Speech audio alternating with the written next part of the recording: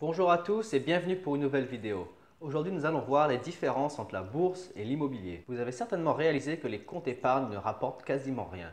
Le taux du livret A est fixé à 0,5%, ce qui est moins que l'inflation. La Banque centrale européenne a récemment déclaré que l'inflation en 2021 serait de l'ordre de 1,5% et de 1,4% en 2022. Si vous placez votre argent sur le livret A, vous perdez donc du pouvoir d'achat chaque année. L'investisseur en herbe que vous n'êtes ne peut pas se permettre de perdre de l'argent. C'est pourquoi il y a deux grandes solutions qui s'offrent à vous, la bourse et l'immobilier. L'immobilier est clairement l'investissement préféré des Français.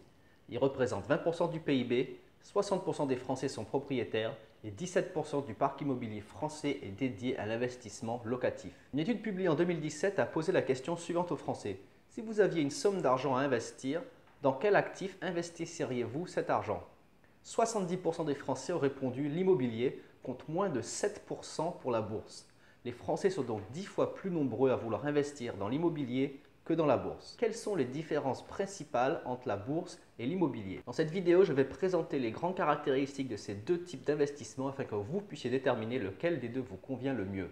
Peut-être même que vous allez réaliser que les deux vous conviennent, mais il faut bien comprendre les différences entre ces deux manières d'investir avant de vous lancer.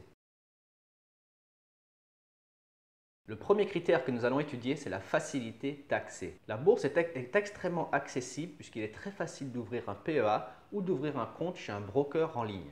De plus, la plupart des brokers vous permettent d'investir sans minimum de requis, ce qui veut dire que vous pouvez commencer à investir avec moins de 100 euros et commencer à acheter divers actifs et vous construire un portefeuille. Aussi, certains brokers permettent d'acheter des fractions d'actions.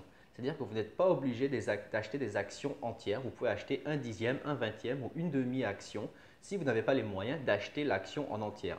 Cela donc permet de démocratiser la bourse encore plus. D'un certain point de vue, l'immobilier est également très accessible puisque c'est ancré dans les mœurs et la majorité des gens comprennent les mécanismes. Comment faire pour prospecter un bien, pour l'acheter, aller chez le notaire, demander un crédit, etc. Ces bases sont donc très bien comprises de la majorité des gens. Par contre, il est beaucoup plus difficile de décrocher son premier achat immobilier puisque beaucoup de banques réchignent à vous faire des prêts sans apport. Ce qui veut dire que pour acheter un bien immobilier, il faut souvent mettre un apport de 10 ou 20% de la somme pour que la banque vous suive. Donc si vous souhaitez acheter un appartement à 200 000 euros, il faudra minimum 20 000 euros pour pouvoir espérer décrocher un prêt à la banque. Donc de ce point de vue, l'immobilier est quand même beaucoup moins accessible que la bourse. Le deuxième critère que nous allons analyser, c'est la liquidité. Quelle est la facilité à laquelle on peut acheter et vendre les actifs en question? En bourse, les actifs boursiers sont très liquides, c'est-à-dire ils sont cotés en continu sur les marchés boursiers et vous pouvez acheter et revendre ces titres quand bon vous semble. La seule exception, c'est si vous achetez des actifs qui sont listés sur des marchés secondaires ou des marchés exotiques où il y a très peu de volume. Cela prendra peut-être un peu plus de temps pour vous débarrasser de ces positions ou pour acheter des positions. Si vous achetez également des penny stocks, donc des actions qui ont des capitalisations boursières très faibles où il y a très peu de volume et qu'il n'y a pas beaucoup de titres qui sont échangés tous les jours, il sera également beaucoup plus difficile d'acheter et de vendre des actions, mais cela ne prendra pas plus que quelques heures. Ainsi, la bourse est considérée comme très liquide puisqu'il est très facile d'acheter et vendre des actifs quand bon vous semble. Au contraire, l'immobilier est dit illiquide, c'est-à-dire qu'il est très difficile, ou en tout cas ça prend beaucoup plus de temps pour acheter ou pour vendre un bien immobilier. En général, il faut au moins plusieurs mois pour qu'un bien immobilier puisse être acheté ou vendu. Donc à moins d'acheter un bien immobilier cash, où là les choses vont beaucoup plus vite, en général les gens vont acheter l'immobilier via des emprunts bancaires. Ce qui veut dire qu'il faut attendre que la banque valide le dossier, que la personne décroche son prêt, ensuite on va signer des papiers chez le notaire et enfin l'argent sera viré sur le compte et vous devenez propriétaire. Mais cela peut prendre minimum 3 mois, cela peut prendre parfois même 6 mois. Aussi, n'oubliez pas que certains biens immobiliers sont situés dans des régions moins attractives, ce qui veut dire que les vendeurs ont beaucoup plus de mal à se délester de leurs biens. Si vous avez une maison dans une ville qui est très peu attractive, où les gens quittent cette ville, où le marché de l'immobilier est en crise, il se peut que vous n'arriviez pas du tout à vendre ce bien immobilier et que vous devez attendre plusieurs années, voire même brader le prix pour attirer des potentiels acheteurs. C'est pourquoi l'immobilier est dit illiquide, puisque cela prend beaucoup de temps pour acheter ou pour vendre un bien immobilier. Le troisième critère que nous allons évaluer, c'est l'effet de levier. L'effet de levier désigne le mécanisme par lequel on peut faire recours à l'endettement pour augmenter sa capacité d'investissement. En bourse, l'effet de levier existe, mais il est principalement utilisé par les investisseurs expérimentés qui investissent dans des produits plus sophistiqués comme les options ou encore le marché du forex.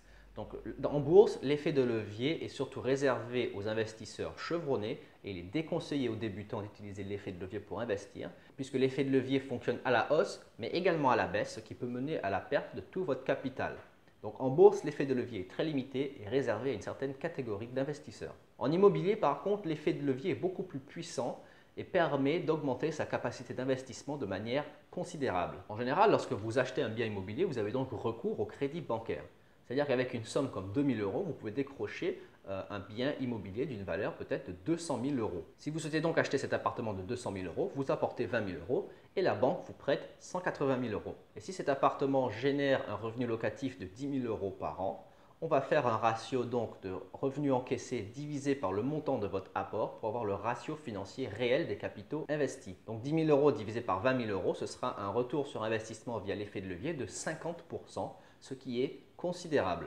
En conclusion, l'effet de levier est beaucoup plus puissant en immobilier qu'en bourse. Par contre, la bourse permet de bénéficier de la magie des intérêts composés qui mènent à l'effet cumulé, notamment via le réinvestissement des dividendes où vous pouvez générer des intérêts sur les intérêts, c'est-à-dire vous investissez un capital, vous avez des intérêts que vous réinvestissez et les prochains intérêts seront calculés sur le capital plus les intérêts perçus sur la période précédente et ainsi de suite sur une très longue période, ce qui permet de décupler vos gains à très long terme. J'ai déjà réalisé une vidéo sur ce sujet que vous pouvez consulter pour en savoir plus. Donc en bourse, on va plutôt parler des intérêts composés qui mènent à l'effet cumulé des intérêts composés, tandis qu'en immobilier, on va parler vraiment de l'effet de levier. Donc, à vous de savoir laquelle des deux méthodes vous préférez. Le quatrième critère qu'on va analyser, c'est ce que j'appelle la passivité de l'investissement, c'est-à-dire quel est le degré d'effort qui est requis pour gérer vos investissements. En bourse, il est possible d'avoir un investissement actif ou un investissement passif. Plus un investissement requiert de l'effort pour être géré, plus c'est un investissement dit actif. Et dans ce sens, la bourse et l'immobilier, tous les deux, peuvent permettre d'avoir une gestion passive ou une gestion active de vos investissements. En bourse, une gestion est dite active lorsque l'investisseur va acheter et vendre de manière active des actifs financiers. C'est-à-dire il va faire ses recherches, il va décider d'initier des positions lorsqu'il estime qu'un titre est sous-évalué, il va le revendre lorsqu'il estime que l'actif a atteint son valeur raisonnable ou lorsqu'il souhaite réallouer ses fonds ailleurs, et il va répéter cela en espérant avoir des gains supérieurs à ceux du marché. Au contraire, un investissement en bourse est dit passif lorsque l'investisseur investit dans des produits financiers qui ne requièrent aucune gestion, comme par exemple les ETF. Un ETF, c'est un panier d'actions qui cherche à reproduire la performance d'un indice de référence. Un ETF est créé par une société d'investissement qui va gérer cet ETF à votre place. Vous n'avez strictement rien à faire à part injecter de l'argent et si vous souhaitez un jour vendre ces titres pour les réallouer ailleurs, vous pouvez le faire. Mais au jour le jour, vous n'avez strictement rien à faire. C'est la société d'investissement qui va s'occuper de gérer l'actif. Donc en bourse, il y a une gestion dite passive via les ETF et une gestion dite active via ce qu'on appelle le stock picking, où les gens qui vont chercher à analyser des actions individuelles, acheter et revendre afin d'optimiser leurs capitaux et d'avoir des meilleurs rendements que les rendements du marché. En général, l'investisseur qui fait de l'investissement actif cherche à avoir une rentabilité supérieure à un investisseur qui fait de l'investissement passif. En immobilier, c'est un peu le même principe. Il y a la gestion active de vos logements. Si vous avez des logements en location et que vous souhaitez vous en occuper vous-même, c'est-à-dire vous-même, vous allez chercher les locataires, faire les états des lieux, s'occuper des soucis s'il y a par exemple une fuite d'eau, un air climatiseur qui tombe en panne, c'est vous qui allez intervenir pour solutionner le problème. Dans ce cas-là, c'est de la gestion dite active. De même pour les Airbnb, si vous souhaitez vous-même faire le ménage, faire l'arrivée des gens et gérer les conflits, c'est de l'investissement actif et donc l'immobilier permet cela. Mais l'immobilier a aussi un côté de gestion passive si par exemple vous souhaitez qu'une agence immobilière s'occupe de vos logements à votre place pour vous libérer du temps afin de faire autre chose. Donc la gestion passive, ça se fera via une agence ou via quelqu'un que vous allez embaucher pour gérer vos logements, tandis que la gestion active sera si vous-même vous occupez de vos logements. L'investisseur immobilier qui choisira la méthode active aura un rendement supérieur à quelqu'un qui choisit une gestion passive puisque les agences prennent des frais et il y a des coûts associés à avoir une agence qui gère votre logement pour vous. Donc encore une fois, c'est un arbitrage qui dépend du montant de temps libre que vous voulez ou du montant de rentabilité que vous êtes prêt à sacrifier pour vous générer du temps libre pour permettre de faire d'autres activités. Le cinquième critère qu'on va étudier, c'est la diversification. Lequel de ces deux méthodes d'investissement permet d'avoir la meilleure diversification? En bourse, il est clairement très facile de diversifier son portefeuille puisque vous avez accès à des produits financiers sur divers secteurs, voire même sur diverses places boursières dans le monde ou différents pays. En bourse, vous pouvez très facilement investir dans le monde entier via par exemple un ETF Monde qui va investir dans les sociétés qui font du business dans le monde entier. Donc en quelque sorte, vous êtes exposé à la croissance mondiale. Vous pouvez également investir dans des ETF sectoriels, par exemple un ETF qui va reproduire les performances des grandes entreprises de la technologie, ou un ETF qui va reproduire les performances des grandes entreprises du secteur du pétrole, ou un ETF qui va reproduire les performances des grandes sociétés impliquées dans les énergies renouvelables, etc. Il existe une multitude d'ETF qui reproduisent les performances des entreprises qui opèrent dans quasiment tous les secteurs imaginables. Vous pouvez vous diversifier de cette manière. En immobilier, bien entendu, c'est beaucoup plus difficile de diversifier vos investissements puisque cela impliquerait donc d'acheter des biens immobiliers dans diverses zones géographiques ou dans divers pays ou dans divers quartiers d'une même ville. À moins d'avoir énormément de capitaux, c'est quelque chose de très difficile à faire. Il est donc beaucoup plus difficile de se diversifier en achetant des biens immobiliers qu'en investissant en bourse. Par contre, il existe un moyen d'investir en immobilier via la bourse. Ce sont les fameux REITs dont j'ai parlé. Ce sont des sociétés qui investissent en immobilier. Et en achetant des actions de ces sociétés, vous percevez des dividendes puisque ces sociétés spécialisées dans l'immobilier ont l'obligation légale aux États-Unis de verser 90% de leurs revenus imposables sous forme de dividendes aux actionnaires pour échapper à l'impôt sur les revenus. Ainsi, vous pouvez investir dans l'immobilier via la bourse. Donc l'avantage d'investir dans des REITs, ce sont des sociétés qui sont donc spécialisées dans l'immobilier. Il existe des REITs qui sont spécialisés dans différentes catégories d'immobilier. Certains REITs sont spécialisés dans l'immobilier industriel, donc ils vont louer des locaux aux entreprises de grande industrie. D'autres REITs seront plus spécialisés dans le résidentiel, donc ils vont acheter des immeubles qu'ils vont louer à des gens. D'autres REITs seront spécialisés dans les locaux commerciaux. D'autres REITs seront spécialisés dans les centres commerciaux. Donc, il existe des REITs qui sont spécialisés dans divers secteurs de l'immobilier et vous pouvez ainsi diversifier votre portefeuille immobilier en investissant dans ces sociétés. En plus, les REITs sont donc listées sur les marchés boursiers, elles émettent des actions et donc ces titres sont également cotés en continu sur les marchés boursiers, ce qui veut dire qu'il est très facile d'acheter et revendre ces titres quand bon vous le souhaitez. Et là, dans ce sens-là, ce sont des titres très liquides et donc vous pouvez investir en immobilier en vous diversifiant dans des titres très liquides. Donc c'est également un aspect très intéressant à regarder pour ceux qui s'y intéresseraient, c'est de vous intéresser aux REITs afin de diversifier vos placements immobiliers. Le sixième point que nous allons analyser, c'est la facilité à laquelle on peut optimiser la fiscalité de ses investissements en bourse et en immobilier. Sur le long terme, pouvoir réduire ses impôts ou ses taxes est un facteur important qui peut vous permettre d'augmenter votre rentabilité. C'est pourquoi il est très important de s'intéresser à ce point. En bourse, je vois trois moyens principaux de pouvoir réduire sa facture fiscale. La première chose que vous pouvez faire, c'est ouvrir donc un plan épargne en action ou un PEA.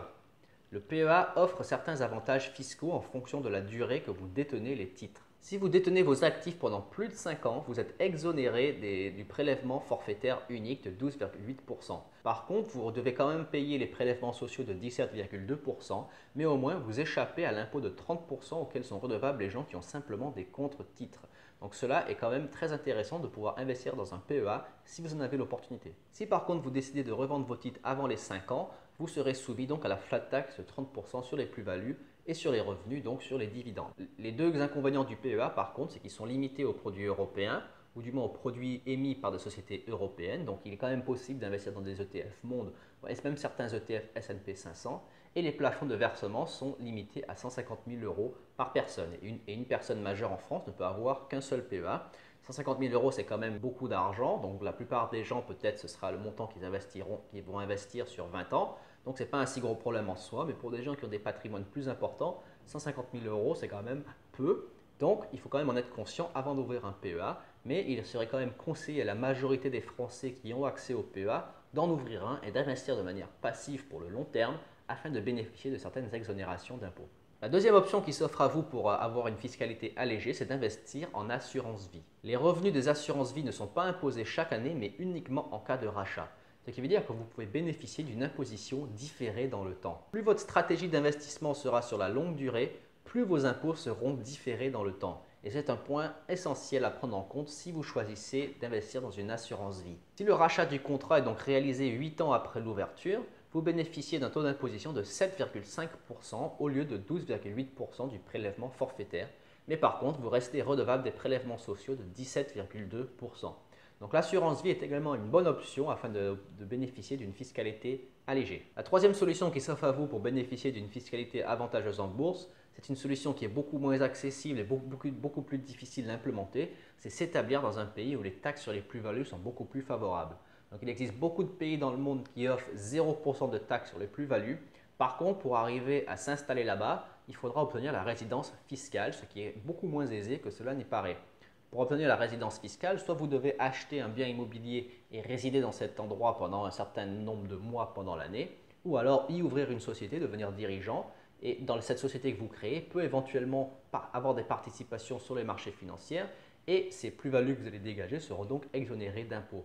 Mais sachez que cette option, bien que ça fasse rêver beaucoup de gens, c'est extrêmement difficile à implémenter et en général, c'est réservé aux gens qui ont un patrimoine beaucoup plus important, qui peuvent donc se permettre de payer des placements, de payer des conseils juridiques pour monter des structures dans ces pays-là ou investir en immobilier. Donc c'est une solution qui est assez contraignante et très peu accessible. Donc pour la majorité des gens, il ne faut même pas y penser, d'autant plus que cela peut éveiller les soupçons des services fiscaux français et cela peut vous emmener quelques ennuis. Donc c'est quelque chose, il faut vraiment, si vous avez les capitaux et les connexions pour faire ça, il faut vraiment se rapprocher d'un spécialiste juridique pour être sûr que vous êtes en conformité avec la loi française et la loi du pays dans lequel vous vous établissez. Ainsi, on voit donc qu'en bourse, il existe assez peu de mécanismes qui permettent d'optimiser la fiscalité. Soit vous avez un PEA, soit vous avez une assurance vie, soit vous pouvez vous établir dans un pays où les prélèvements sociaux sont beaucoup plus avantageux pour vous. Mais en général, ce sont les trois grandes options qui s'offrent à vous en tant qu'investisseur particulier. En immobilier, par contre, vu que c'est une méthode d'investissement préférée des Français qui s'est démocratisée et qui est ancrée dans les mœurs, il existe beaucoup plus de solutions pour réduire votre fiscalité. Je vais présenter certaines mesures qui vous permettent d'optimiser votre fiscalité sans rentrer trop dans les détails afin de vous donner une idée des mécanismes qui existent. Une des lois modernes les plus anciennes, c'est la loi Malraux, votée en 1962, qui confère certains avantages fiscaux aux investisseurs qui vont acheter certains immeubles dans des zones bien particulières avec des contraintes également très particulières. Donc, si vous achetez des immeubles situés dans des zones particulières, vous allez avoir des allègements d'impôts à condition que ces immeubles-là soient situés dans des zones protégées ou reconnues d'utilité publique avec l'obligation de mettre ce bien en location pendant au moins 9 ans pour quelqu'un qui va en faire sa résidence principale. Pour l'investissement en vue d'une rente locative, la loi Pinel permet de bénéficier d'allègements fiscaux de 12 à 21%. Par contre, il y a des contraintes comme l'obligation de louer, le lieu où est situé le bien, avec des durées qui vont de 6 à 12 ans. Il existe aussi la loi de Normandie qui est similaire à la loi Pinel, qui rentre dans le cadre en fait de la redynamisation de certains secteurs urbains. Il existe également le statut de loueur en meublé professionnel ou non, qui permet d'optimiser votre fiscalité et d'améliorer votre rentabilité via notamment par exemple la déduction des charges ou des amortissements. La loi Finance de 2018 a également mis un cadre juridique favorable autour de ce qu'on appelle le crowdfunding immobilier. Les revenus générés par le crowdfunding immobilier sont donc considérés comme des valeurs mobilières et non pas comme des valeurs immobilières, ce qui permet de vous faire bénéficier d'un régime fiscal plus avantageux. La loi Pacte a également ouvert le dispositif PEA-PME aux titres issus du financement participatif. Cela permet de faire accéder le financement participatif aux avantages du PEA. Si les titres sont conservés pendant une durée supérieure à 5 ans, vous êtes exonéré du prélèvement forfaitaire unique, mais vous êtes quand même redevable des prélèvements sociaux de 17,2%. Donc comme vous pouvez le voir, je viens de citer certaines mesures qui permettent d'avoir une fiscalité optimisée. À vous d'aller vous renseigner sur laquelle peut vous intéresser ou laquelle entre dans le cadre de votre achat immobilier afin de savoir comment vous pouvez faire pour optimiser la fiscalité de votre investissement immobilier. Mais comme vous pouvez le voir, en France, il existe beaucoup plus de mécanismes qui permettent d'alléger la fiscalité pour les investisseurs en immobilier qu'en bourse. Passons maintenant au dernier critère que nous allons analyser, et c'est l'un des plus importants, c'est la rentabilité. Entre l'immobilier et la bourse, quel est l'investissement le plus rentable? Malheureusement, il n'existe pas de réponse claire à cette question. J'ai vu une étude publiée par Le Revenu qui disait qu'entre 1988 et 2018, la bourse générait des rendements presque plus de 3 fois supérieurs à l'immobilier. Toutefois, cette étude cache de nombreux détails qu'il faut souligner. Premièrement, la bourse est quand même une vaste entité qui requiert des types d'actifs très différents. Si vous investissez en ETF S&P 500, ce n'est pas du tout pareil que si vous faites du stock picking individuel et que vous cherchez à avoir un rendement supérieur à celui du marché. Donc déjà, les investisseurs qui vont investir dans chacun de ces types de produits différents, ou encore quelqu'un qui fait du forex, ou quelqu'un qui négocie des contrats de futur, ou quelqu'un qui va uniquement acheter des entreprises du secteur de la technologie, ou quelqu'un d'autre qui va uniquement acheter des entreprises du secteur pétrolier, chacun aura des rendements très différents. Et donc très difficile de dire la bourse propose un rendement de X%. Par contre, si on parle de la bourse au sens large, en général, les gens font référence aux grandes places boursières. Aux États-Unis, les gens font donc référence au S&P 500 et en France, les gens font référence au CAC 40. Donc si on veut dire la bourse, combien génère-t-elle de rendement, parlons plutôt du CAC 40, combien génère le CAC 40 sur une période par exemple de 30 ans. Donc sur une période de 34 ans, une étude montre que le CAC 40 génère un rendement annuel moyen d'environ 7 à 8% annuel. Le S&P 500, quant à lui, depuis son inception en 1926, a généré un rendement annuel moyen d'environ 10%. De 1957 à 2018, le S&P 500 a généré un rendement annuel moyen de 8%. Et depuis 2010, il a généré un rendement annuel moyen de 13,8%. Ainsi, le rendement annuel moyen peut varier en fonction de la période de référence qu'on analyse, mais on va dire qu'en gros, la bourse peut générer des rendements annuels moyens de 7 à 14% en fonction de la durée qu'on analyse, dividendes réinvestis et après inflation. En immobilier, il est également très difficile de donner une indication de rentabilité générale. Encore une fois, l'immobilier fait référence à énormément de situations bien différentes. C'est-à-dire un appartement T2 en Seine-Saint-Denis n'aura pas la même rentabilité qu'une villa mise en location à Saint-Barthélemy par exemple. Ou encore, même certains biens immobiliers d'une même ville mais situés dans des quartiers différents auront des rentabilités différentes. C'est pourquoi on ne peut pas dire que l'immobilier rapporte X% par an. Tout dépend du bien que vous avez, où il est situé, combien vous l'avez acheté et combien vous le louez. Vous pouvez voir donc apparaître ici un tableau qui montre le rendement moyen brut en fait d'un investissement situé dans certaines différentes villes. On va remarquer par exemple que la rentabilité brute d'un appartement mis en location à Paris va générer 3% par an. Par contre, un logement mis en location à Saint-Étienne peut rapporter jusqu'à 10% de rentabilité brute par an. Bien évidemment, là, on parle de rentabilité brute à laquelle il faut déduire toutes les charges qui sont liées à l'investissement locatif, comme les taxes foncières ou les charges de copropriété, éventuellement les provisions mises de côté pour des réparations, etc. Donc la rentabilité nette sera quand même bien inférieure. Mais on peut donc conclure que l'immobilier peut rapporter entre 3 et 10% de rendement brut par an en fonction d'où le logement est situé. Par contre, les deux facteurs qui sont à prendre en compte dans l'immobilier comme en bourse, c'est qu'il faut privilégier le temps long. Le temps long, ça veut simplement dire que les gains ne se réalisent pas du jour au lendemain, mais qu'il faut laisser du temps d'une part à une entreprise ou à une économie de croître pour générer des retours sur investissement. Et pareil, il faut laisser du temps pour qu'une ville soit dynamique et que les prix de l'immobilier augmentent. Dans les deux cas, il vaut mieux acheter quand le prix est faible que quand le prix est très élevé. Si le prix de l'immobilier, par exemple, est déjà très élevé, ça prendra beaucoup plus de temps pour qu'il augmente de manière conséquente que si vous achetez à un prix bas dans une zone attractive où le prix de l'immobilier peut flamber rapidement. Et c'est pareil en bourse, si vous achetez une entreprise dont le cours est au plus haut, il y aura potentiellement moins de retour sur investissement que si vous arrivez à identifier une entreprise très prometteuse dont le cours est très bas. Encore une fois, il ne faut jamais confondre investissement et spéculation. L'investissement privilégie le temps long, la spéculation privilégie le temps court. En immobilier, vous pouvez faire de la spéculation.